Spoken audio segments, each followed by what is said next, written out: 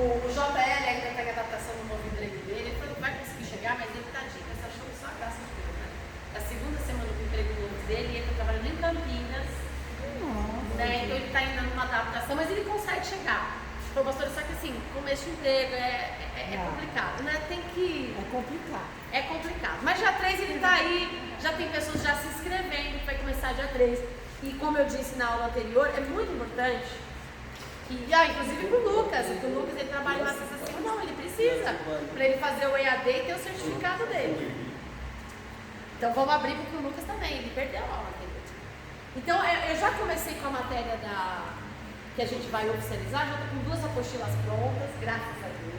Aleluia. Tá? Uma o JL está terminando de fazer para mim, o Vitor também já fez a apostila do canto para mim também. Vou mandar a apostila da segunda matéria, que é do pneuma, que é Espírito Santo, que eu acho que é muito legal a gente falar. Mas eu priorizei a história da igreja porque a gente está vivendo tempos que nós precisamos nos entender como igreja. Porque a igreja se perdeu. A verdade é essa. A igreja se perdeu no meio de muita distração, no meio de muita coisa, perdeu o propósito, perdeu o caminho, perdeu a vocação, perdeu o chamado. E tá tão perdida que não sabe para que foi chamada, não sabe para que ela existe. E é por isso que a igreja hoje, se o mundo está como está, é porque a igreja deixou de fazer o papel que ela foi gerada para fazer. Porque se a igreja estivesse fazendo o papel que é dela, que é a eclésia, saídos para fora, o mundo não estaria como está.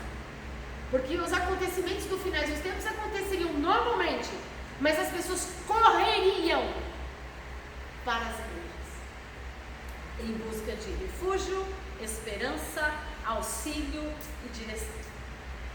Mas hoje o mundo está vivendo caos e a última coisa, aliás, ao contrário, as pessoas em vez de vir para a igreja, elas estão saindo da igreja, porque a igreja se perdeu.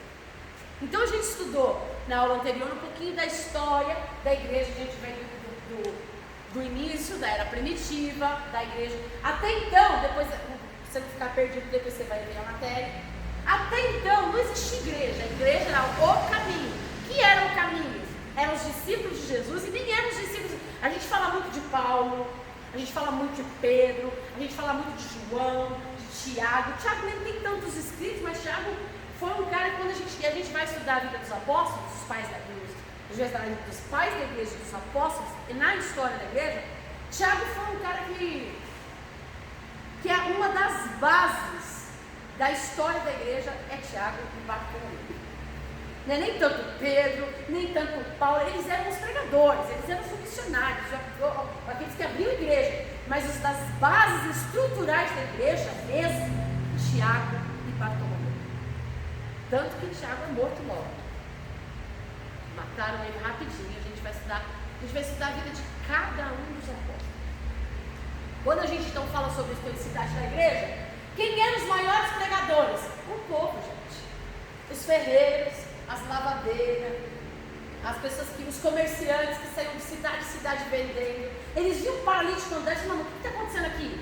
Não se iludam, porque naquela época os magos, os curandeiros também faziam milagres. Não é diferente dos dias de hoje. Não é diferente dos dias de hoje. Você vai lá, faz um centro espírita, por exemplo, e você faz uma cirurgia espiritual. Não tem? E tem muita gente ali que tem tanta fé, né, e acredita que é por causa da fé que alcançou alguma coisa. E na verdade, se não for o favor de Deus na nossa vida, a gente não alcança nada. Porque até a fé que existe em nós é gerada por Ele. Porque se a fé que existe em nós não for gerada por Ele, não é fé. É expectativa, pensamento positivo, desejo, sonho, mas não é fé. Porque fé para o Hebreus, se você sentar com o judeu agora e falar assim, nós cremos que nós temos fé e o justo verá pela fé, o hebreu vai dar risada da tua cara e vai falar, você não sabe nem o que é fé, para falar de fé. Porque a gente acha que fé, eu tenho fé para ser curado, eu tenho fé para conquistar, eu tenho fé para isso. Não, isso não tem nada a ver com fé. O judeu fala, fé é você ter convicção de quem Deus é e de quem você é nele, não do que você pode conquistar nele ou do que ele pode fazer por você. Porque isso é fato. Se você conhece Deus e sabe quem ele é, você sabe que ele pode mudar a tua vida na hora que ele quiser, mas também se sujeita à vontade dele. E se você tem fé de quem é Deus, você sabe que se a vontade dele é não fazer, é porque ele quer o melhor para você. E é por isso que o judeu fala, a fé é emuná. Não é essa fé que você, os prosélitos, né? Que os prosélitos são os novos convertidos. Que os prosélitos que mudam de conversão falam que é fé. Não, tenha fé, meu irmão, e você vai conquistar. Não, tenha fé porque você já foi, já alcançou, já conquistou tudo que você precisa. Convicção de vida em Deus, saber quem Ele é, de quem você é. Isso é fé. Por isso que fala que nos últimos dias o justo viveria pela fé, porque não vai ser fácil. Jesus não disse que a vida era fácil. Agora eu vou depender da circunstância para saber que meu Deus é bom? Ou eu creio que Ele é, ou eu não creio. Até o mal é a bondade dele que nos alcança, que é nos atraído para Ele. Então, quando a gente vê a história da igreja, é isso. As pessoas que levavam, viam alguma coisa, não era nem tantos milagres, mas ele via, não, aquele cara era feio, aquele cara vivia jogado, se martirizava, se mutilava. Olha ele, está pregando o evangelho. Então, as pessoas eram alcançadas, e à medida que elas eram alcançadas, elas eram a testemunha viva do que Jesus havia feito na vida delas. E por isso que o melhor evangelismo não é o falar, não é o pregar, é o testemunhar, é a vida. E as pessoas saíam, e as lavadeiras, você imagina lá no Rio, lavando roupa, 6 horas da manhã, enchendo o cântaro para levar para casa, lavando a roupa para levar para casa, e elas começavam a falar assim, você não sabe o que aconteceu lá na Galileia. Você não imagina o que aconteceu na minha casa, você não imagina. E elas começaram a falar, mas eu também ouvi dizer que lá na Judéia, e você imagina, quantos milagres, a Bíblia diz que muitos milagres foram realizados e não foram relatados. Quantas pessoas, quantos leprosos foram curados? Quantas pessoas que eram nécias, bandidos, assassinos, foram alcançados pela palavra da verdade? Então, a gente dá muito ibope nos grandes nomes. Mas o Evangelho nos alcançou por causa dos anônimos da Bíblia. É lindo quando Deus fala, aquele que lá ora em secreto, Deus honra, hein? Que melhor é você ter galardão do céu do que galardão da terra. Porque se você alcançou o galardão da terra, você já teve sua recompensa. Agora imagina aquela lavadeira, quantas almas não ganharam para Jesus? Imagina aqueles comerciantes, os ferreiros, os caras que trabalhavam para os exércitos de Roma. Quantas almas eles não ganharam para Jesus? Como é que será que deve estar a coroa deles lá, né? Não que Paulo não seja um cara extraordinário, era porque ele tinha uma missão, ele era comissionado, e a comissão dele era o quê? As doutrinas paulinas, é o que institui toda a hierarquia, a carta aos Efésios, que fala de toda a eclésia, a instituição como igreja. Então é importantíssima as cartas paulinas. Pedro vem e já é mais durão, depois é que ele muda a sua cara. Tiago vem falar de relacionamento quando ele fala da língua, o poder da língua, de morte e vida, ele fala de uma vida íntegra em Deus. E ele ainda diz que se a gente conseguir controlar a nossa língua, nós nos tornamos o quê? Perfeitos. Nem vem falar de dons. Paulo não, Paulo já vem trazendo um esclarecimento dos dons espirituais, dos ministérios que Deus chama. Então são muito relevantes e importantes, mas se não fosse os anônimos, nós não estaríamos. E aí dessa coisa toda eu cheguei, estou dando uma explanada para vocês não ficarem perdidos na aula, para quem perdeu a aula anterior.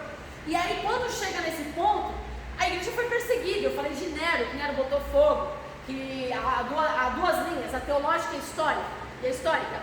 A teológica diz que ele botou fogo em Roma, porque ele era louco mesmo. Ele era louco, varrido, mandou matar a família, mandou matar um monte de gente, que não queria dividir o poder dele. Mas havia um propósito espiritual por detrás disso, e nós cremos que sempre há um propósito espiritual por detrás disso, que era botar a culpa nos cristãos, e aí começou uma perseguição dos cristãos. Mas foi uma perseguição centralizado, né? O contexto histórico diz que as estruturas, que as casas eram feitas muito mal formadas e que elas já estavam em decadência, e isso também contribuiu para que Roma pegasse fogo. Mas o extraordinário é que as estruturas de toda a região tinham a mesma construção. Por que só onde o povo cristão morava não pegou fogo? É óbvio que há algo espiritual por detrás disso. Porque Deus tem uma promessa que Ele guarda o que é dele. Isso é fato. Tá? Então aí vem toda essa questão de perseguição da igreja. E a gente chegou aonde nós paramos?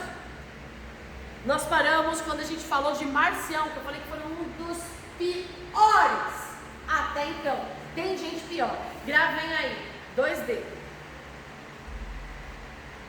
Nós vamos falar de 2 imperadores que iniciam com o nome da letra D. Domiciano e Dioclésio. Eles quase conseguiram acabar com a fé cristã. Quase, a gente vai chegar lá. Quando a gente começa então falando sobre isso, marcianismo que eu falei, que ele desprezava tudo que vinha do Antigo Testamento, as cartas de Paulo, só pegava algumas coisas de historicidade de Lucas, que era uma coisa mais científica, e só pegava o que convinha a eles. A verdade era essa. Falou que Jesus não era 100% Deus, né? Que Jesus ele era um grande homem, um grande profeta, mas não tinha 100% de divindade. Eles não acreditavam, falei do gnosticismo, né? Que não acredita que um Deus soberano, que um Deus perfeito seria capaz de botar a mão numa construção de um mundo tão imperfeito como esse. Na verdade, nós é que estragamos a perfeição que Deus criou, né? Mas eles falavam que Deus não estava nisso. E aí eu falei que foi neste momento, não é? Em que a igreja toda dispersa, Deus pega os remanescentes, um pequeno povo que se junta e começa a debater. Vamos voltar aos princípios dos apóstolos. Lembra? Quem estava aqui, foi aí que nós paramos, certo? Esse pequeno grupo de pessoas se levanta. Já viu um grande público perdido. Já estava criando, não, vou voltar ao judaísmo, não, isso não é bem assim. E aí aquelas várias formas de pensamento, que não é muito diferente de hoje, porque a gente existe igreja para quem quiser. Para o tipo de fé que você tiver, para o tipo de crença que você tiver, existe igreja para o que você quiser seguir. Né? Não estou falando de litúrgica, porque existem litúrgicas mais liberais, litúrgicas mais tradicionais, não, mas que professam a mesma palavra da verdade.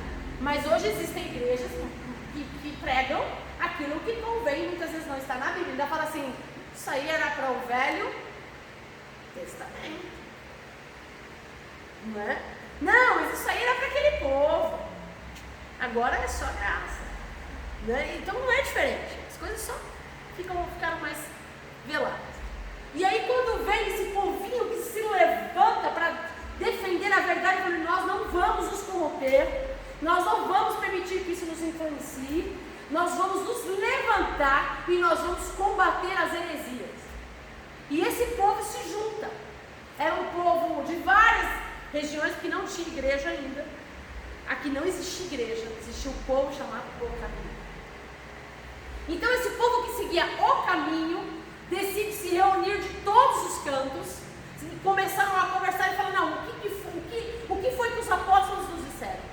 Quais eram as palavras de Jesus? Não tinha ainda sido escritos os evangelhos, tá? Não tinha, eles só tinham a Torá. Então o que eles tinham era uma lei falada, a lei passada de um para o outro. Então eles começaram, não, o que os apóstolos falaram? Não, então peraí, então o que eles estão falando não. O que Jesus falou? Então peraí, então nós estamos voltando aí, então nós vamos sentar e nós vamos criar agora, que eu falei que foram 3 coisas, que esse povinho pequeno, remanescente, se levantou para combater as heresias naquela época. O Canon. Vocês sabem o que é Canon? Alguém sabe? Fala, pastora Sandra. A Bíblia. Eles colocaram em ordem a Bíblia. Não necessariamente, porque aqui a Bíblia não foi escrita ainda. Eles tinham na época. Ó, vou ler o contexto literal. Canon é um termo grego utilizado para designar uma vara que serve de referência como a unidade de medida, que em geral significa norteio de preceitos. O canon não foi assim. Não, eu acho que é isso, o outro disse eu acho que é isso, o outro disse eu acho que é isso. Não. Digamos assim, sentou um grupo de umas 30 pessoas. As 30 pessoas se reuniram e as 30 pessoas falam assim, vamos lá, o que é que Jesus e os apóstolos dizem a respeito deste assunto? É verdade, eu também ouvi isso. Não, é isso mesmo. Não é nem A, nem B, nem C. É exatamente isso. Aí os 30 falaram, exatamente, nós ouvimos a mesma coisa e é exatamente isso. Ninguém ouviu A, B, C, D, não. É isto. Qual é a base? A base. Qual é o preceito? Qual é a regra? É o que Jesus disse e o que os apóstolos disseram. Mas e o que Marcião disse? O que Ariano disse? O que Ciclano disse? O que fulano disse? E a visão que Ciclano teve? E a revelação que o outro teve? Não nos interessa. A base, o canon. O canon é a base da veracidade das Escrituras. É a vara que norteia. É o limite que nos é imposto para a gente decidir o que seguir ou o que não seguir. Certo? Então ele falou, então essa é a base. Qual é a base? Que Jesus disse, que os apóstolos disseram que está na lei. Lembra? Se acrescentar um tio, mas quando a Bíblia vem, se acrescentar um tio sequer, uma vírgula nesta palavra, considere anátema, maldito, mentiroso. Não importa a revelação, não importa a visão. A revelação que nos foi dada é através da palavra. Canon, C-A-N-O-N, canon, canonicidade. Mas e o que mais que nós vamos fazer? Nós temos que criar pontos de referência para que a gente não se perca. Então esse pequeno, gente, pensa, gente, entre milhões, um pequeno grupo de pessoas. Vamos lá, o credo. O que é o credo? Eu preciso colocar uma definição do que é o credo. As pessoas têm que saber o que a gente acredita. Hoje muitas igrejas tradicionais ainda fazem o credo, a confissão do credo. Os presbiterianos fazem, os metodistas fazem. O único que não faz são o pentecostal, os neopentecostais, mas os tradicionais fazem o credo. Porque assim, a pessoa vem na igreja, se batiza, é igual católico não praticante.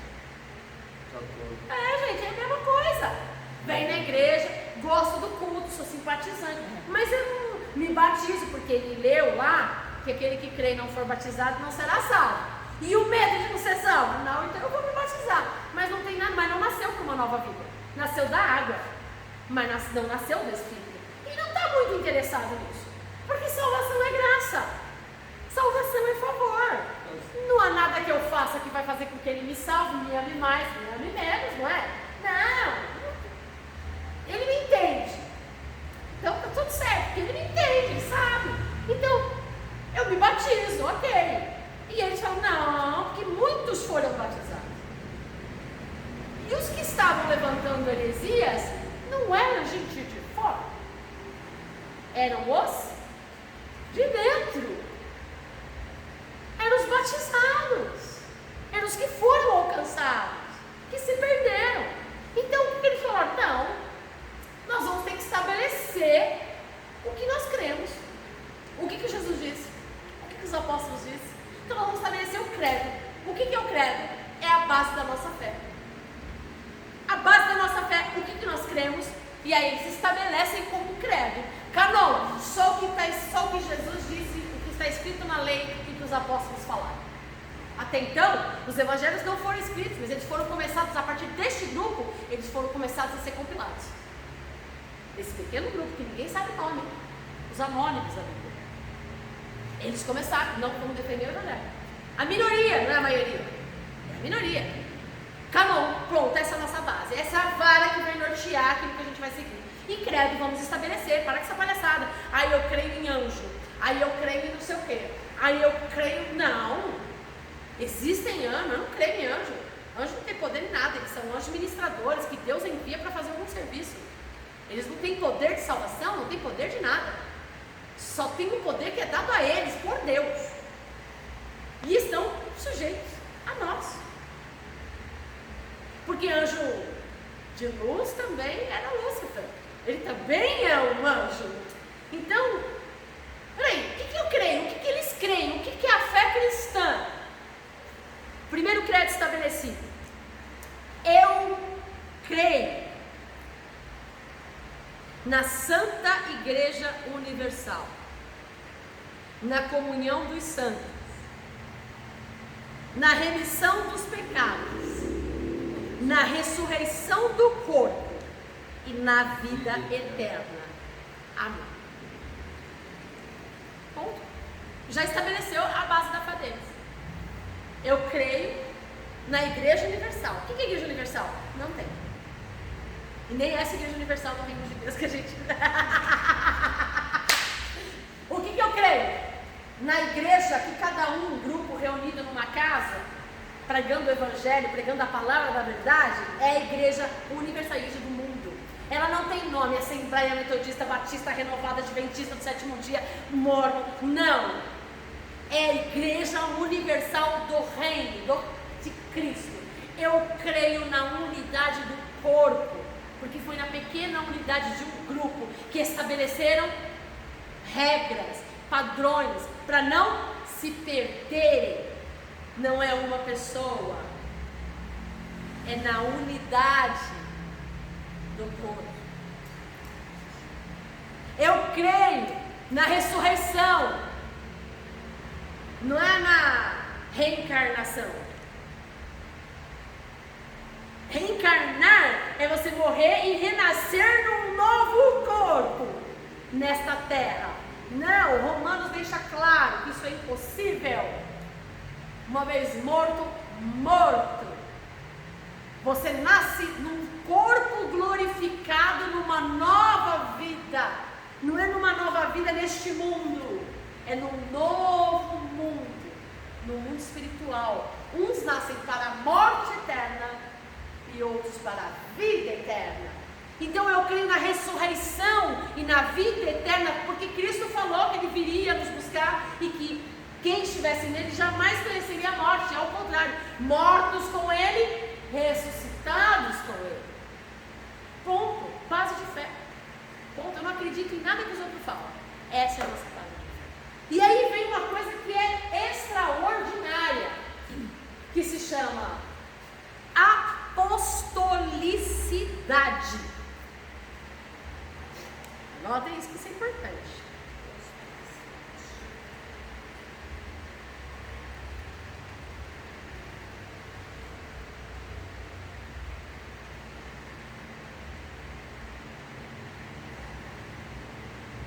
O que é essa apostolicidade?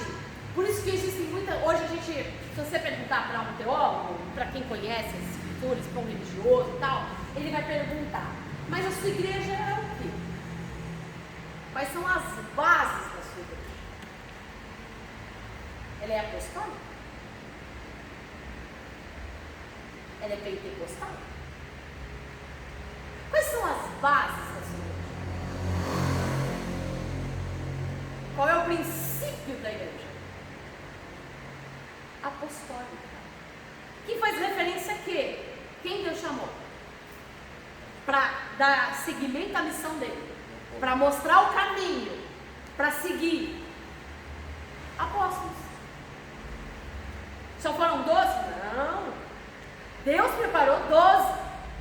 E desses 12, muitos e muitos e muitos outros vieram. Que eram homens que continuaram seguindo os mesmos passos de Jesus. Então os apóstolos não eram, olha só, de discípulos eles se tornaram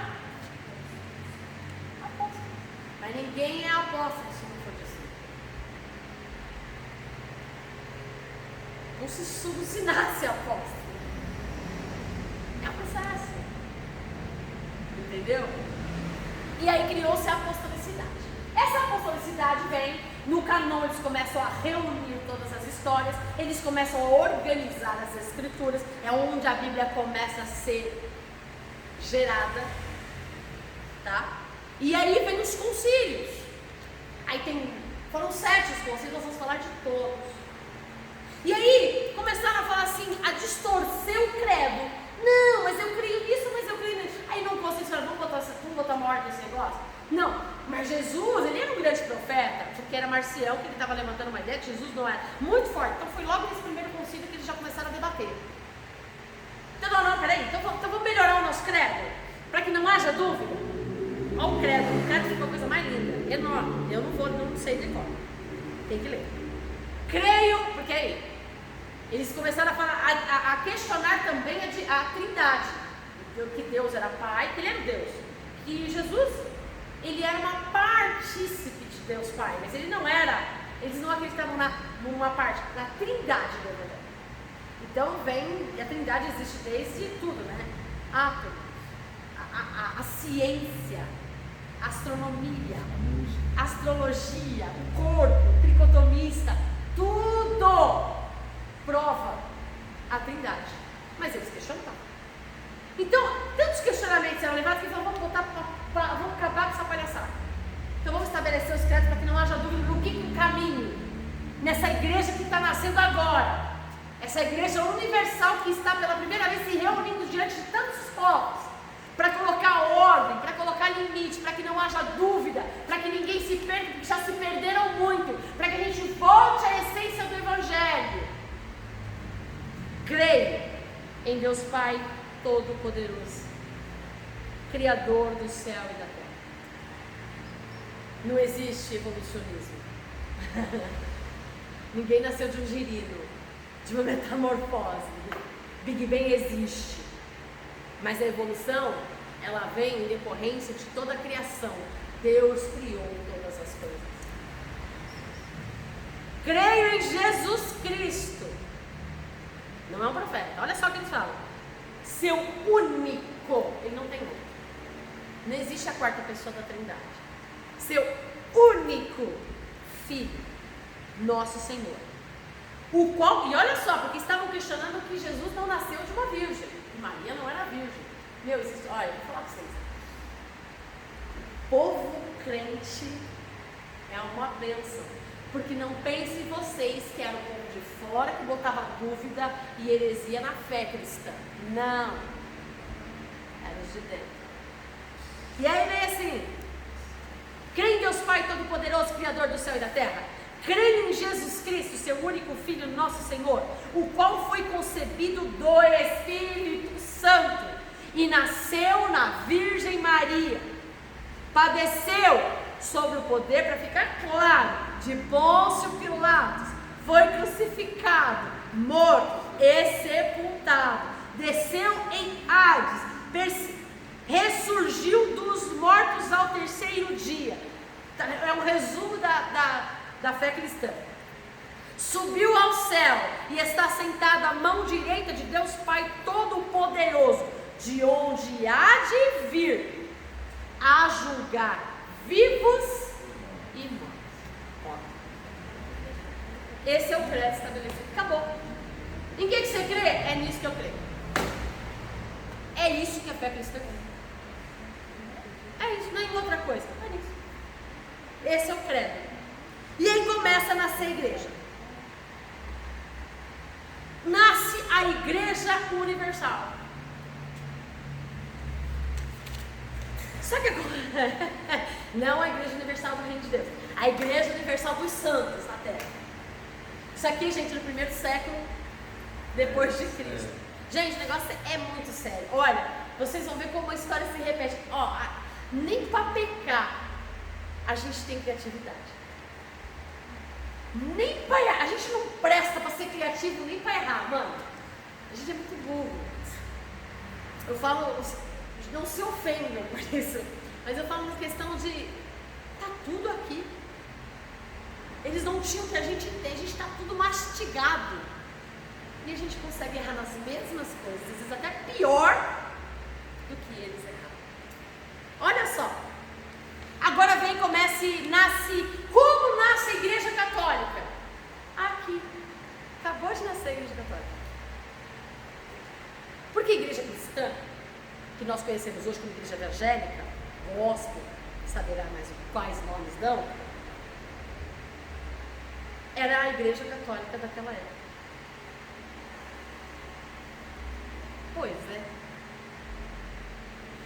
Eu já fiz vários seminários, e eu ouço muita gente sem muita base histórica, muito conhecimento histórico, só conhecimento superficial, até porque não é interessante pra gente, como cristãos evangélicos, falar sobre isso.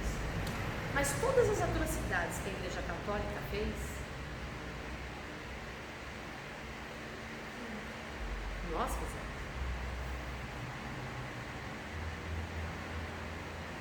A diferença é que, assim como lá na primeira perseguição, o povinho remanescente que estava muito perdido, se levantou, vamos voltar à raiz, a reforma protestante foi exatamente isso. Porque até então era tudo uma coisa só. E aí quando veio a reforma protestante, vão parar de palhaçada, porque isso não é evangelho, isso não é canônico, isso não é apostolicidade, não, isso não é o nosso credo.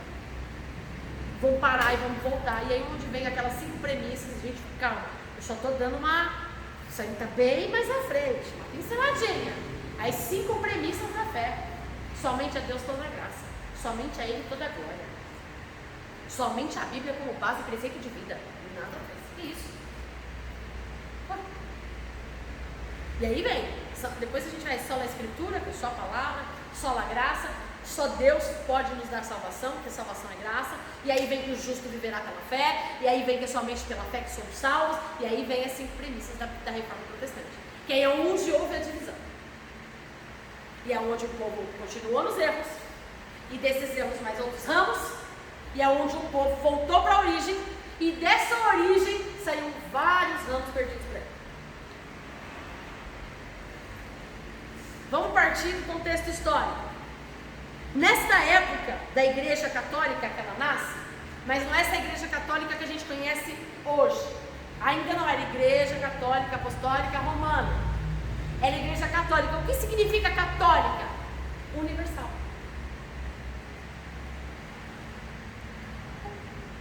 Então, é a Igreja Universal, a Igreja do mundo, a Igreja da era cristã, a Igreja do caminho, que agora tem um nome, que é a Igreja Universal. Legal. Mas e no latim, como que a gente fala? Católica. Igreja Católica, não sei. Mas não é essa que a gente sabe hoje. A nossa igreja cristã chamava-se, no começo da era cristã, Igreja Católica. Por que Igreja Universal? A igreja para todos. Jesus é um slogan de uma igreja que eu gosto muito, nasci para Deus.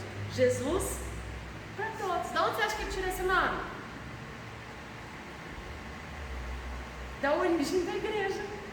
Jesus para todos. E aí vem, nasce a igreja. Neste momento em que eles estavam combatendo várias heresias, estavam ajustando grandes homens da história cristã, e pouco se fala, se levantaram. A gente vai falar um pouco sobre ele, só vou citar Tertuliano de Cartago, Irineu de Leão, Orígenes de Alexandria. A gente vai falar sobre isso, por quê? Vou falar para você por quê. Paulo, ele é reverendo da presbiteriana. Uma vez a gente pegou conversando, eu vi que todo mundo ficou viajando. Ele falou, e aquele homem, aqueles grandes histórias? Gente, a gente só lembra de John Finney, quem é mais recente? John Wesley, quem é mais recente? Depois da Reforma Protestante. Gente, mas para a Reforma Protestante acontecer, muitos outros antes John Finney, muitos outros antes Billy Graham, muitos antes tiveram que ter. Porque, como que é a história de Israel, do povo hebreu, antes de chegar no nascimento de Jesus? Deus falava com o povo. Vamos ver a era dos juízes, que não tinha rei sobre Israel? Deus vinha e abençoava seu povo, vinha os inimigos e Deus mantinha o seu povo, Deus provia seu povo, Deus vencia a guerra do seu povo. Aí seu povo começava a olhar para o vizinho, o terreno, a grama do vizinho, porque lá não é legal, porque ela não sei o quê. Começava a se mesclar, começava a se manchar, começava a se prostituir. Não estou falando fisicamente, mas se prostituir na fé, prostituir na crença, prostituir na atitude, no comportamento, na tradição, se deixar influenciar pelas coisas do mundo. O que Deus falava? Não, vocês estão se perdendo. Eu vou deixar que o inimigo avance sobre vocês para que vocês se voltem para mim. O inimigo vinha, arrebentava, aí Deus falava o quê? Vou levantar alguém. O Salvador. É um ciclo, Um ciclo vicioso. Esse ciclo continua. Deixa eu levantar os 30zinhos ali. Deixa eu levantar Tertuliano ali. Deixa eu levantar John Finney ali que o povo está perdido. Deixa eu levantar John Wesley ali que o povo está perdido. Deixa eu levantar Billy Graham ali porque o povo está perdido. E assim vai indo. Eu quero fazer parte desse povo. Não do perdido. Dos remanescentes. É muito mais fácil a gente ser conduzido pela multidão do que a gente se manter firme no meio da multidão. Você não vai parar a multidão. Você tem que fazer a diferença na multidão. Você também não pode viver no deserto, como a gente também vai ver que muitos viviam no deserto para fugir. Não, no deserto você se perde. Os monges, os monastérios. Gente, vocês acham que os monastérios nasceram da onde? Da igreja cristã. Os muçulmanos, vocês acham que os muçulmanos nasceram da onde?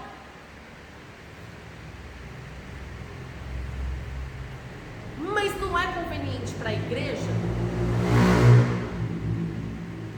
cristã é ensinar sobre isso.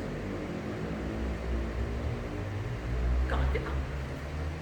Não é mais fácil eu mascarar todos os erros que a igreja cometeu e contar só as coisas boas que a igreja faz?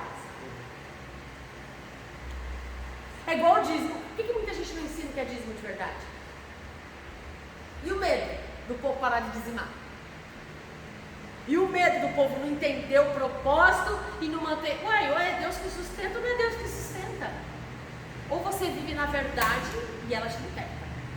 Ou você vai viver na mentira e a mentira vai te levar para o inferno. É a dura verdade. E aí a gente vem agora para o terceiro... Ó, estamos crescendo. Terceiro século.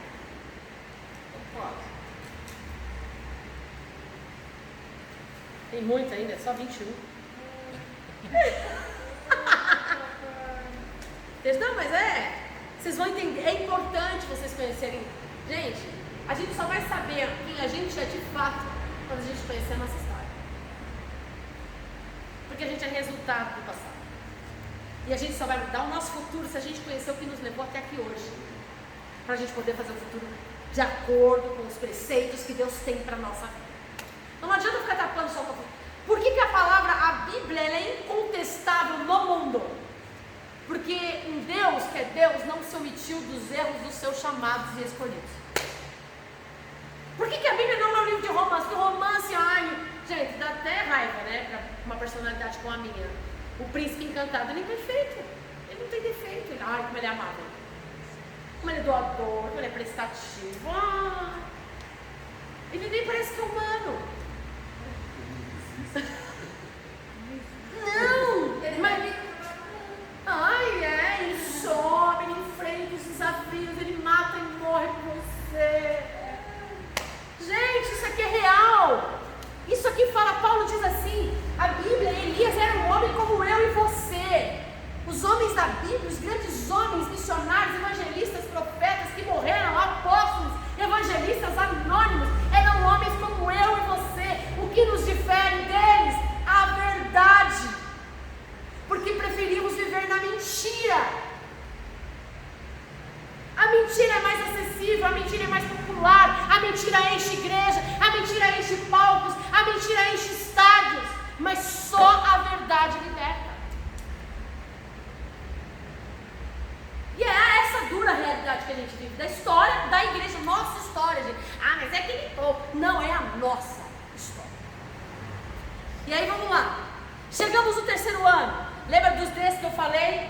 Agora entra um Décio e Diocleciano. Bom nome para quem vai ter filho, né, Lucas? No ano 274 a 305. E o ano 249 e 251. Foram cerca de 50 anos. Depois que esses homens levantaram, que o canão veio, a apostolicidade veio, o que aconteceu com a igreja? A igreja começou a crescer.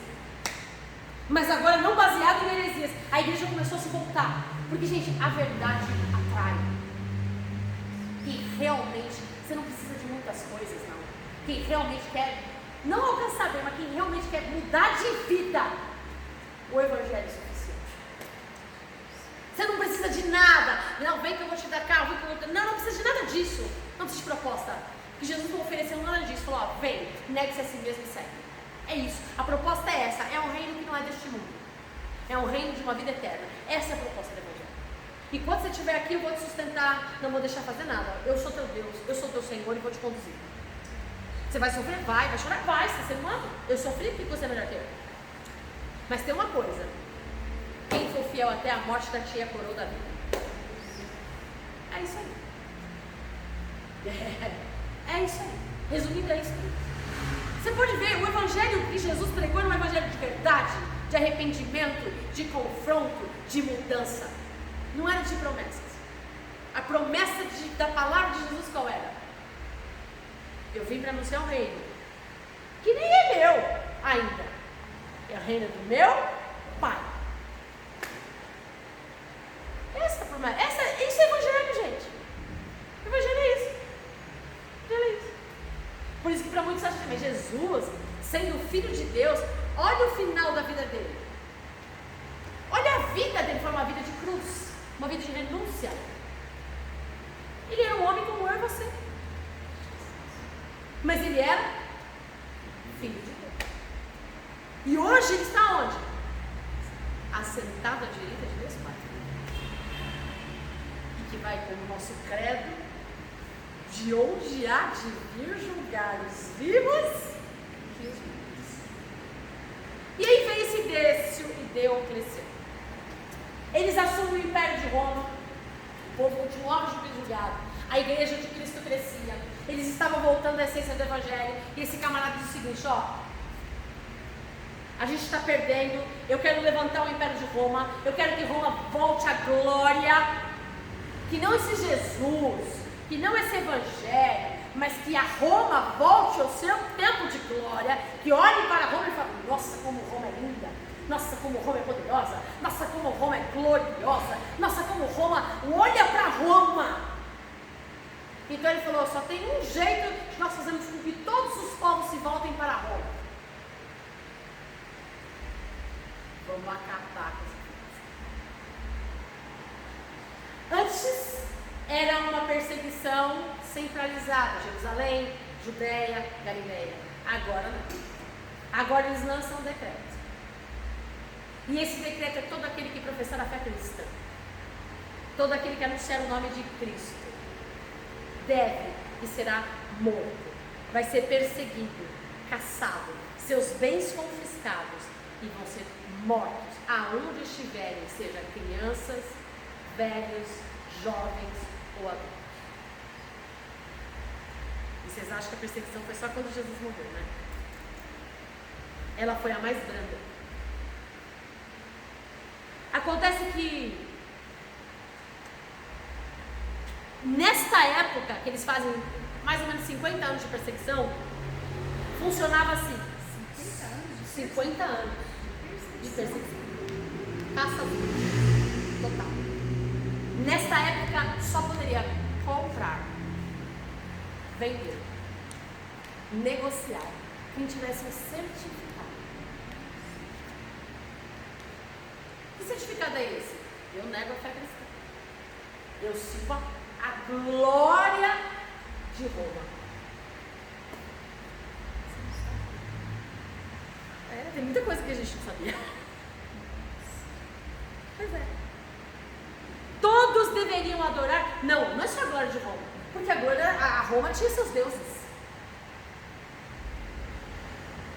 Vocês vão ter que se prostrar, declarar e se sujeitar.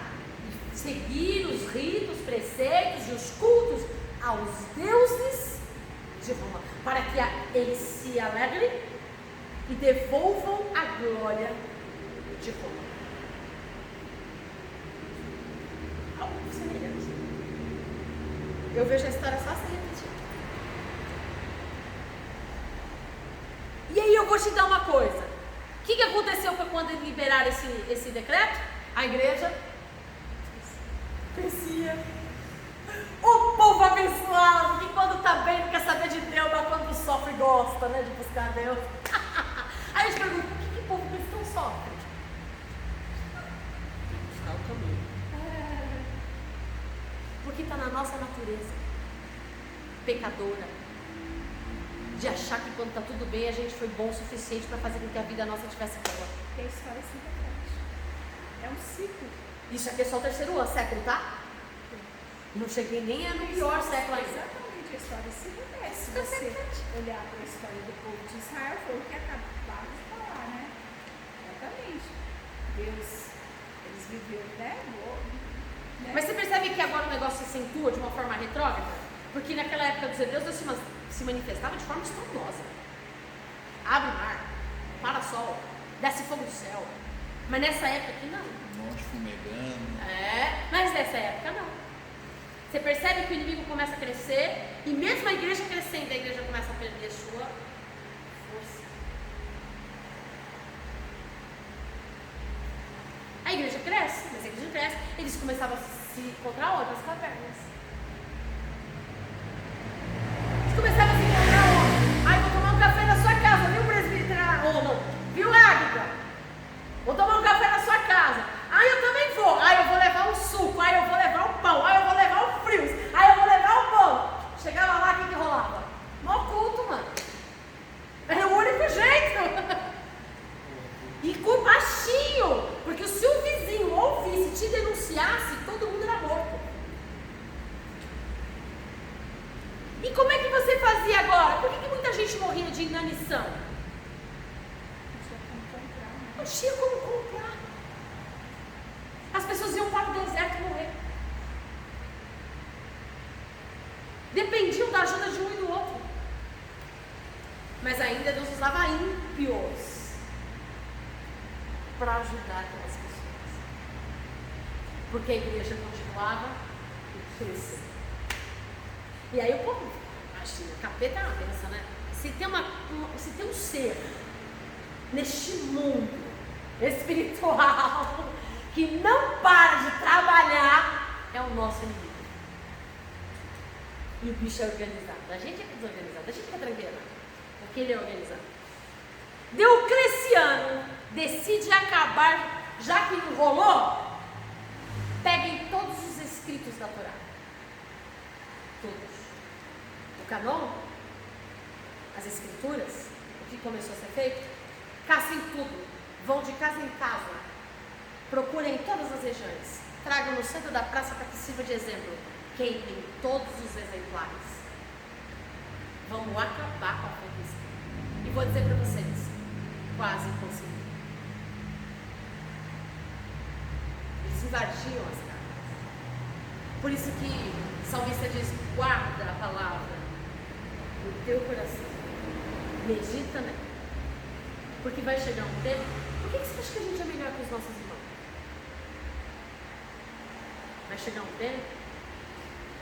Existem países hoje que as Bíblias são proibidas. E o que eles pregam nas igrejas, se não tem Bíblia? O que eles cantam? O que eles adoram? Onde a palavra foi guardada. Porque alguém ouviu, alguém aprendeu, missionários estão indo lá da vida. Aprendem aqui, se preparam aqui e vão lá levar a palavra falada, palavra vivida, palavra testemunhada, porque a Bíblia não pode entrar.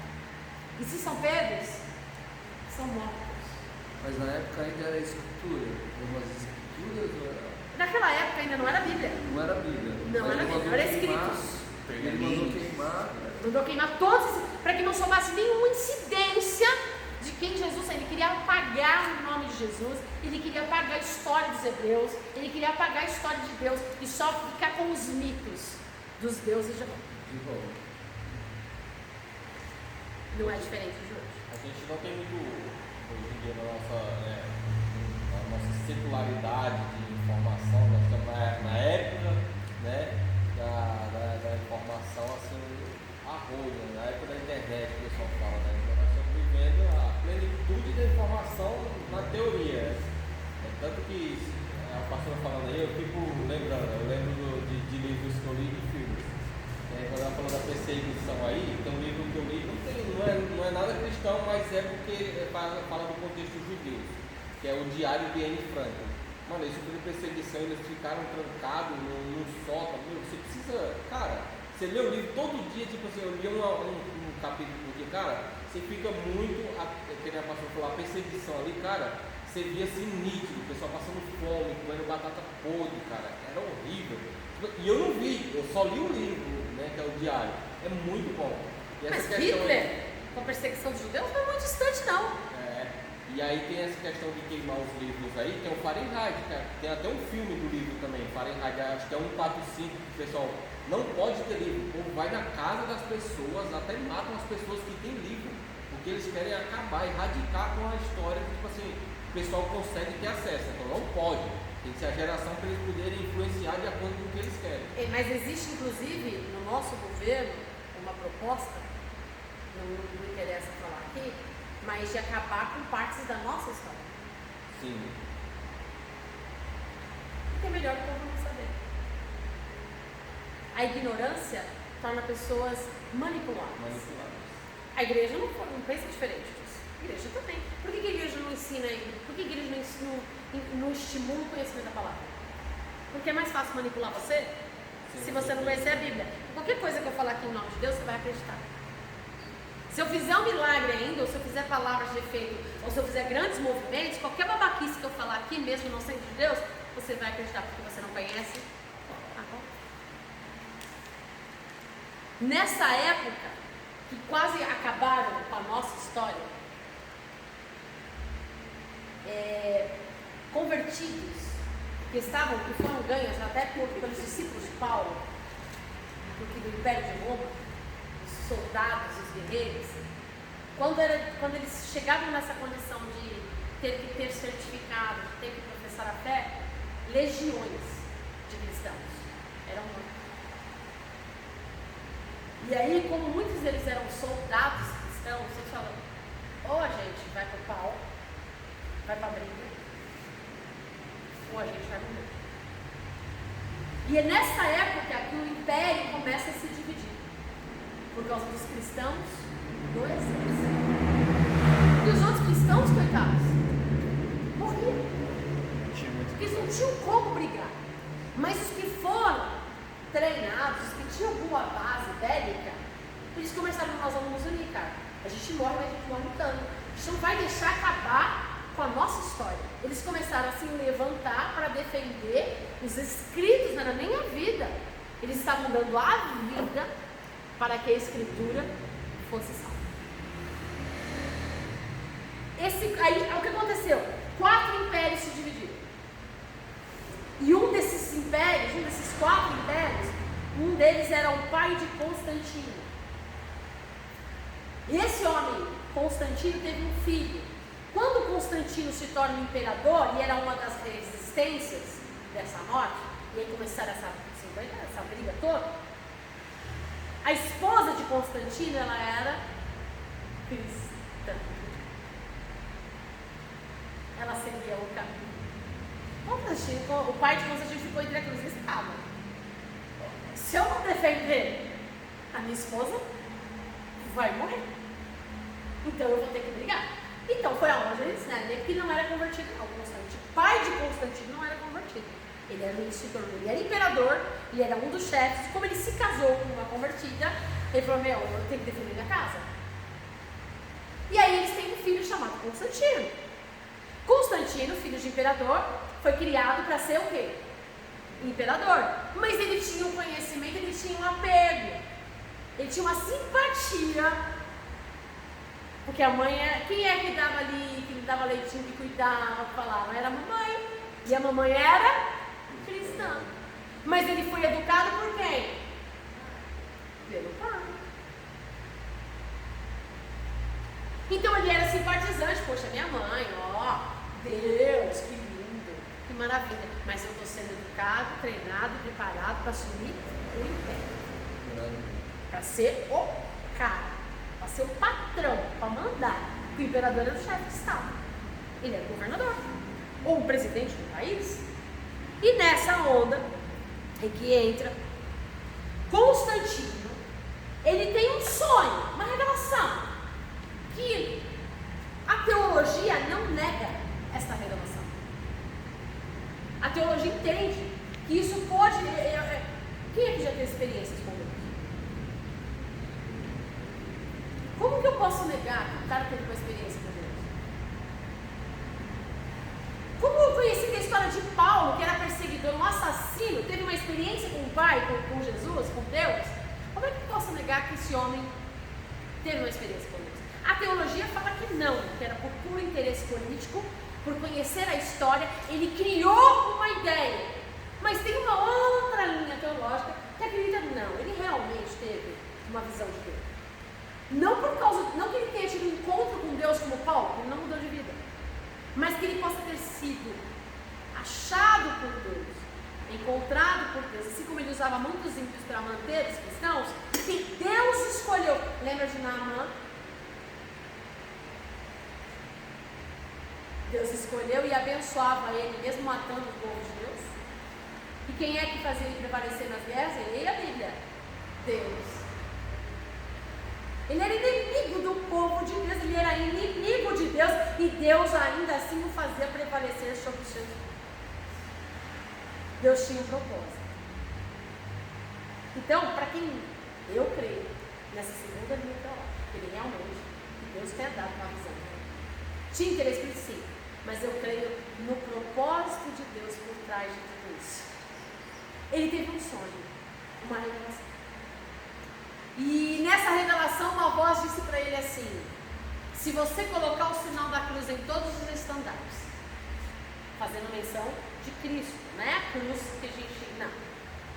Porque a cruz, para a igreja dos santos, a igreja católica, a igreja mista, não tinha o significado que a igreja católica tem hoje. O significado da cruz era fazer menção assim: eu tenho que carregar minha cruz. Não é o Cristo crucificado. Não, a cruz significava que eu tenho, como meu mestre, eu tenho que viver uma vida de cruz, como meu mestre viveu uma vida de cruz. Então a cruz significava compromisso. Então ele tem uma revelação. Qual é a revelação? A revelação é que uma voz diz para ele: se você colocar nos seus estandartes, nas suas espadas, o sinal da cruz, você prevalecerá contra os seus inimigos. O que Constantino fez? Exatamente isso. E quando ele colocou a cruz com o sinal de todos os estandartes, ele partiu para a guerra. Adivinha quem ganhou? Constantino. E ele se torna o grande imperador.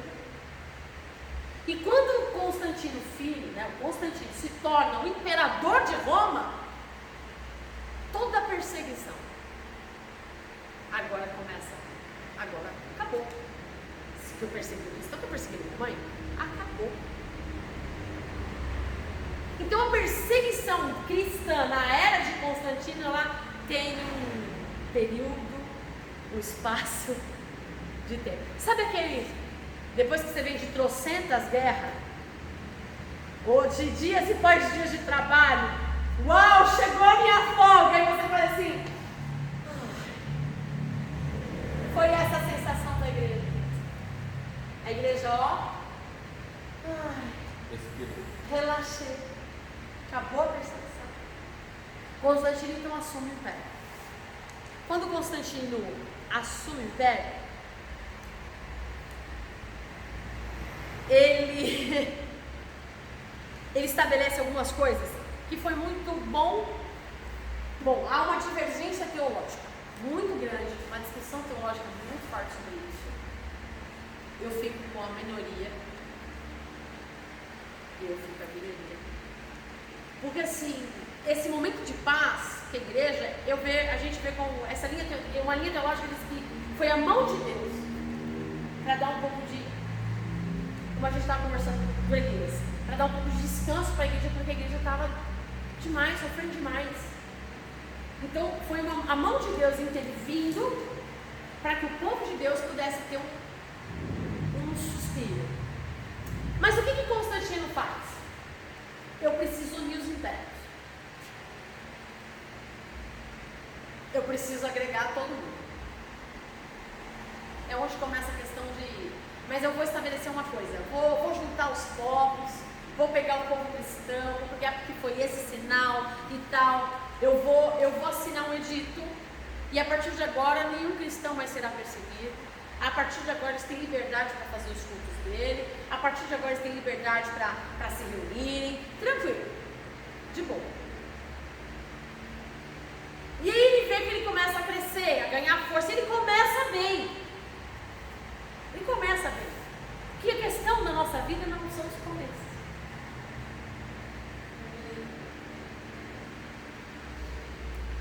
Ele começa bem. Mas você sabe aquela coisa, ele foi treinado para ser governante. Ele não foi treinado para ser pastor. Ele foi treinado para ser líder. Ele não foi treinado para cuidar de ovelha. O que ele começa a fazer? Ó, vamos botar algumas regrinhas aqui.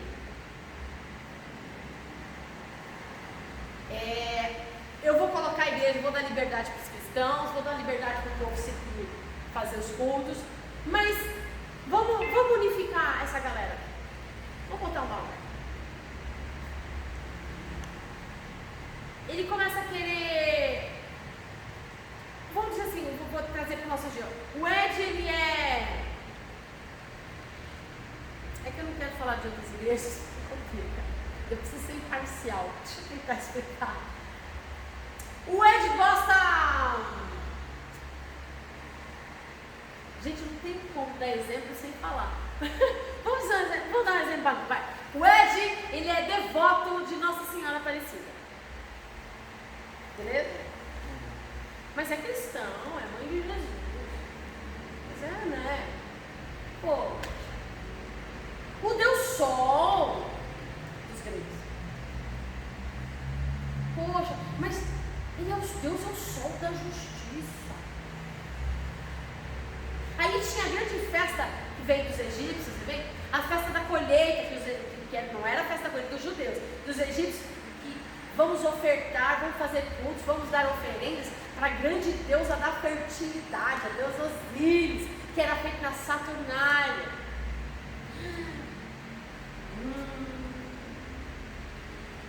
Tem a festa cristã, a Saturnália. Vamos ver esse negócio. Então, o nascimento de Jesus, que foi numa época de grande produtividade, que foi numa época de grande coisa, tanto é que os judeus não comemoram o Natal no Natal, eles comemoram o Hanukkah, que é a festa das luzes, que não tem nada a ver com a Saturnália. Mas aí, o que Constantino faz? Eu quero unificar, eu quero unir tudo, eu quero unir os povos, eu quero unir a crença. Digamos que foi aí que nasceu o ecumenismo. Vamos criar então uma igreja ecumênica, onde o que você crê é aceito, onde o outro crê é aceito, o que o outro não importa. No final de tudo isso, estamos adorando um Deus só. É a verdade da Bíblia. Mas é isso que Constantino, ele não foi criado para ser pastor, ele foi criado para conduzir o povo cristão. Mas ele, por ter tido uma revelação, por ele ter tido uma visão, e que essa visão concedeu a ele a vitória, e por essa visão concedeu a ele o governo e o império, ele achou que foi Deus que o instituiu como o condutor de todos. Ele achou que ele era o apóstolo da era, que ele era o apóstolo da geração, que ele era o papa, que ele era o pastor, e que ele tinha que ditar as regras e todo mundo tinha que fazer o que ele queria. É aqui que começa aquela coisa de, sabe, o que o pastor fala, o que o imperador fala, o que o papa fala, o que o apóstolo fala, é inquestionável, porque ele é ungido, e ninguém mexe com o ungido. Vocês estão vendo de onde começou essa palhaçada? Ou seja, então eu não posso questionar, então ele falou uma coisa que não está na Bíblia, eu não posso questionar. Não pode questionar, porque eu sou um filho de Deus, eu tive uma revelação, eu tive uma visão, eu fui chamado, eu fui escolhido, eu fui vocacionado, eu estou aqui.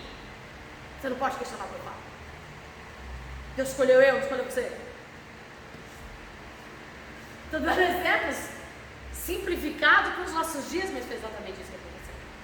Olha só o que Constantino começa. Ele começa a misturar as fés, ele começa a misturar as crenças, o cânon já começa a perder sua força. E ele vai fazendo decretos. decretos que beneficiam a igreja. E isso dava a ele ainda mais o quê? Poder. E quanto mais ele beneficiava a igreja olhava para ele e falava: esse cara é um homem. Não, vamos dar, olha aquele povo reunido, constrói uma tenda, manda lá comida para eles, faz uma festa para aquele culto, manda músico, manda soldado para proteger aquele povo dos chacais, dos bandidos, do assassino. Não, é meu povo. Beneficia. Ou aquela família está precisando de dinheiro, vai lá, Estado, vai lá, governo, manda cesta básica, ajuda aquela família, ajuda aquele povo. E enquanto mais ele, o que as pessoas olhavam para ele e falavam, por causa das boas ações dele com a igreja, o que as pessoas achavam que ele era? Um homem pelas suas ações, não pelo seu caráter. Tem um Constantino aí. Hã? Tem um Constantino aqui agora.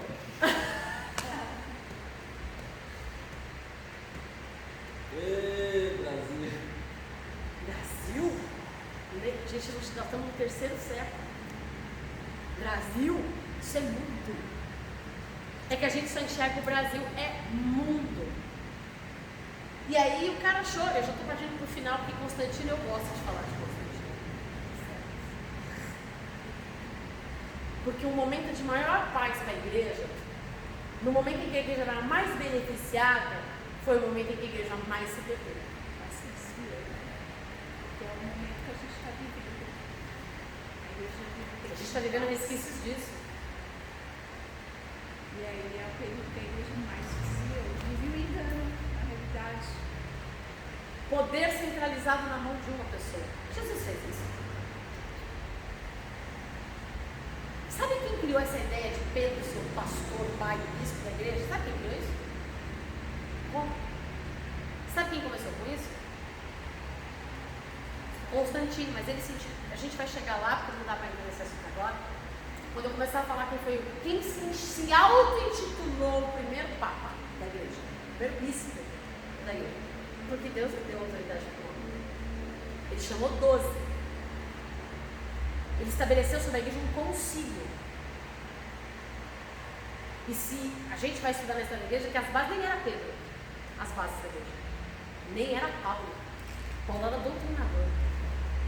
As bases da igreja foram estabelecidas por Tiago e Bartolomeu. E quem sabe? Quem fala? Quem é esses homens? Praticamente anônimos. Sabe por quê? Porque não é pra gente aparecer. É pra Cristo. Então eu vou encerrar a aula hoje, pra gente não se perder. Porque Constantino é maravilhoso falar sobre. Eu amo estudar Constantino, eu amo, porque foi o homem que mais beneficiou a igreja e mais destruiu a igreja. Eu acredito que nem os 50 anos de Décio Diocleciano, que quase acabou com a era da igreja, que quase acabou com os cristãos, que quase acabou com a lei, com a Bíblia, com as escrituras que existiam na época, fez tanto mal à igreja quanto esse homem que tanto bem fez a igreja. A igreja começou a enriquecer a partir de Constantino. Os dízimos mudaram a proporção, os dízimos que as pessoas tinham que dar mudaram a partir desta visão de Constantino.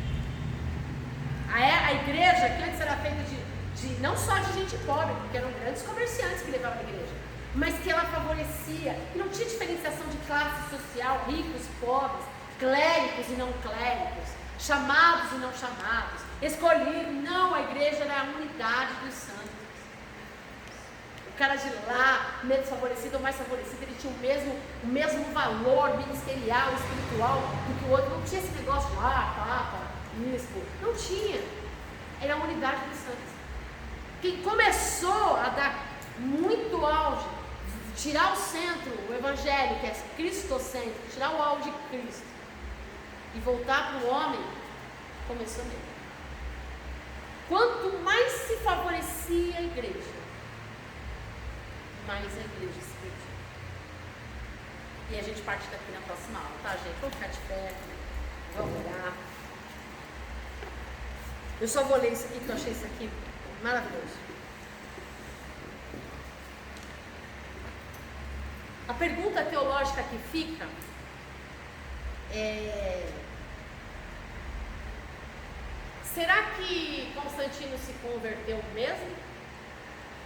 Ou será que as boas ações dele eram para que ele mantesse a posição de ser chamado homem de Deus, para se tornar inquestionável diante das pessoas e as coisas que ele falara se tornarem verdade e lei?